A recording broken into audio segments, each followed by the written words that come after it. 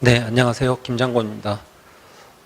앞서 우리 김지영 어머님이 얘기하신 것 중에 사실 치매 관리와 이 장애 아동 관리를 비교해서 말씀해 주신 거에 굉장히 저도 생각해 보니 굉장히 충격적인 일이구나라는 생각이 좀 들었거든요. 그래서 우리 조기계 협회와 관심 있는 분들이 더욱 열심히 해서 우리 장애 아동들이 처음부터 이렇게 서비스를 잘 받을 수 있는 이런 기초가 되는 오늘 컨퍼런스가 되어야 되지 않나라는 생각을 좀 해봤습니다.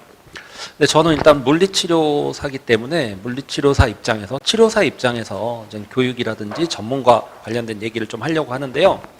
오늘 앞서 이제 미국과 포르투갈의 이제 두 선생님께서 발표를 해주셨는데 아마도 이제 전반적으로 강조하신 내용은 계속 이제 가족 중심의 접근 그리고 가족이 얼마나 적극적으로 참여하는지에 대한 내용들을 많이 강조를 해주셨습니다. 사실 이런 내용들은 저희 대학이나 또는 물리치료 쪽에서도 특히 소아 재발을 하는 쪽에서도 계속 교육을 하고 강조하는 내용입니다. 사실 내용은 내용인데요. 이걸 현실적으로 얼마나 이걸 실천을 하고 경험을 쌓느냐 이런 부분들이 중요한 것 같습니다. 요즘에는 워낙 전 세계가 네트워크로 연결되어 있고 그래서 텍스트의 전달은 굉장히 수월하게 이루어지고 있어서 정보를 수집하고 하는 것은 그렇게 어려운 것 같지는 않습니다. 다만 이건 실천하고 정착시키고 제도화하는 게 무엇보다 중요하지 않나 라는 생각을 좀 하고 있습니다.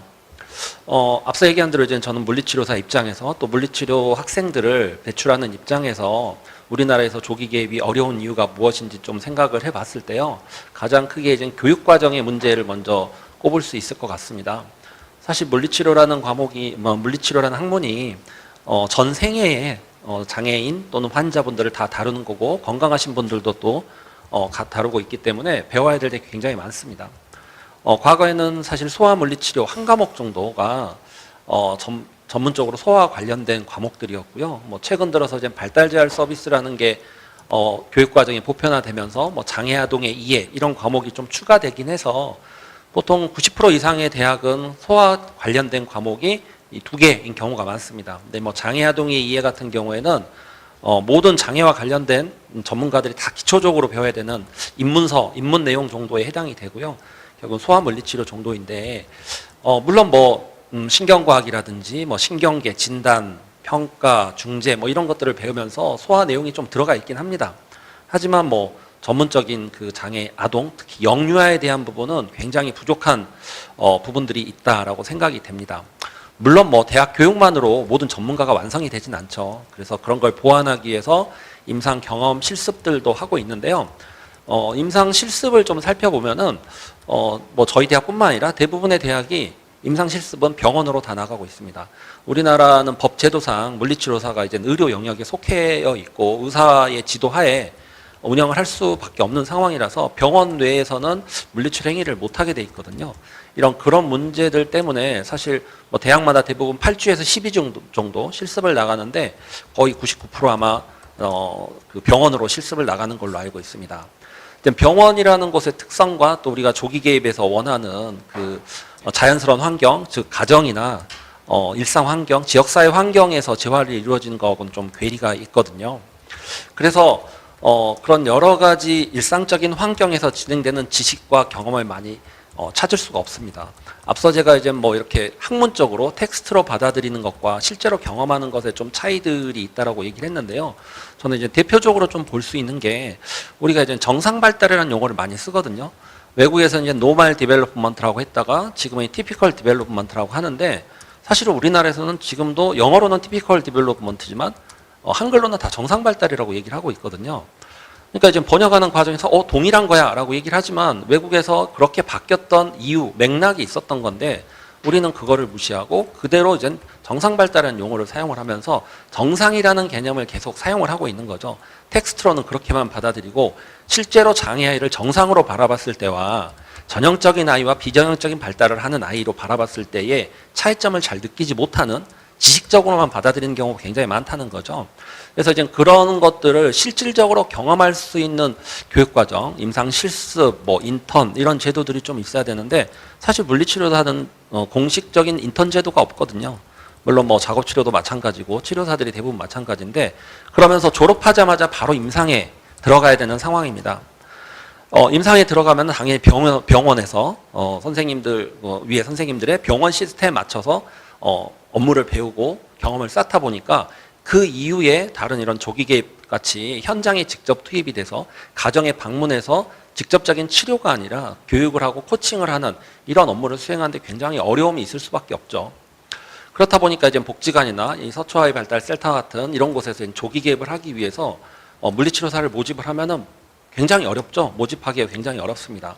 물론 그래도 이제 모집은 되죠. 이런 분들이 대부분 그래도 조기 개입에 관심이 있고 이런 가족 중심 접근이라 이런 거에 관심이 있어서 지원을 하긴 하는데 처음 이렇게 방문을 하고 가정을 방문하다 보면은 굉장히 이제 속된 말로 멘붕이 오게 되는 상황이 됩니다. 그렇게 되죠. 저도 처음 복지관에서 방문을 했을 때 당황했던 그런 기억이 있거든요. 그런 모습은 마치 장애아이가 처음으로 병원에 가서 치료를 받는 것과 같은 현상이지 않을까 싶어요. 장애아이도 가정에서 익숙한 환경에 있다가 병원에 가지만 낯선 환경에서 무엇을 해야 될지 모르잖아요. 오히려 반대로 병원에 있던 치료사가 방문을 하게 되면 반대의 상황이 됩니다. 그래서 본인이 어떤 행동을 해야 될지 모르게 되죠. 근데 시간이 지나면 좀 익숙해집니다. 익숙해지지만 그게 활동적이고 적극적이고 자기주도적이 되긴 쉽지 않죠.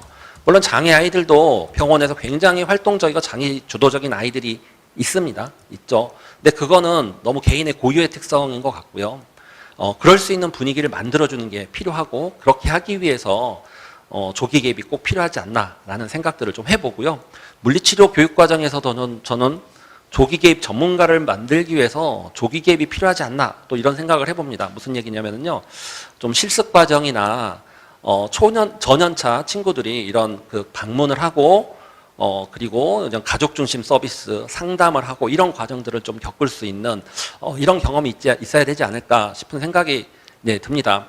사실은 뭐 병원과 다르게 우리가 이제 조기 개입이라든지 또는 방문 재활을 하려다 보면은 상담을 하고 환자와 가족의 욕구를 파악하고 그리고 현실적으로 수행 가능한 목표를 수립을 하는 거 이런 과정들이 다 필요하고요. 그리고 직접적으로 치료를 하는 게 아니기 때문에 그러니까 그 가족이 있는 일상 환경에서 지속적인 활동을 통해서 재활이 될 수 있는 이런 방법들을 같이 가족과 함께 찾아줘서 설계해주고 방법을 수립해주고 그거를 지속적으로 평가해서 일상에서 그거를 평가하고 성과를 공유할 수 있는 이런 과정들이 다 이루어져야 되는데 사실 병원에서 습득하기 힘든 기술들이거든요. 그래서 그런 것들을 전문적으로 이렇게 훈련할 수 있는 이런 기회들이 좀 있어야 되지 않을까 싶은 생각이 들고요.